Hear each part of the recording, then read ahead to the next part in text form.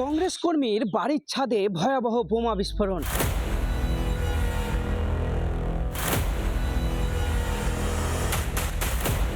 আর সেই বোমা বিস্ফোরণে ভেঙে পড়ল বাড়ির পাঁচিল। ঘটনাটি ঘটেছে মুর্শিদাবাদ জেলার ফারাক্কা বিধানসভার মানিকনগর গ্রামে। জানা যায় কংগ্রেসের বুথ সভাপতির বাড়িতেই এই বোমা বিস্ফোরণের ঘটনাটি ঘটেছে। সেই বাড়িতে মিস্ত্রিরা কাজ করছিল, ছাদ ঢালাইয়ের কাজ করছিল, আর ঠিক সেই সময়ই বোমা বিস্ফোরণের ঘটনা ঘটে। তবে হতাহতের কোনো খবর নেই। বসে জল খাচ্ছে, এরই মধ্যে বম বাস্ট হয়ে গেছে। কোথায় ছিল? কোথায়? এই তো ছাদে, ওপরে কেউ রেখেছে ষড়যন্ত্র করে না কি করে ওটা বলতে পারলাম না। আমার স্বামী কংগ্রেস করে।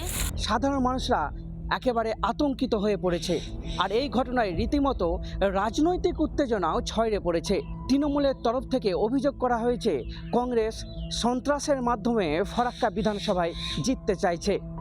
যদিও কংগ্রেসের তরফ থেকে দাবি করা হয়েছে তৃণমূল কংগ্রেসের লোকেরাই এই ঘটনা ঘটিয়েছে। নির্বাচনে সন্ত্রাস করার জন্য এই বোমা মজুত করেছে। তারা বুঝতে পেরেছে যে ভোটের হার নিশ্চিত, মানুষ তাদেরকে ভোট দেবে না বলেই তারা সন্ত্রাস তৈরি করে ভোটে জিততে চাইছে, তার জন্যই বোমা মজুত হয়েছে। কংগ্রেস কর্মী বাড়িতে মজুদ বোমা, এটার মধ্যে তো সত্য কতটা জল মেশানো কথা সেটা দেখতে হবে। কারণ মুর্শিদাবাদে কোথাও কংগ্রেস কর্মীর এত হিম্মত হয়নি তার বাড়িতে বোমা রাখবে। স্বাভাবিক এটা আষাঢ়ে গল্প মনে হচ্ছে আমার কাছে।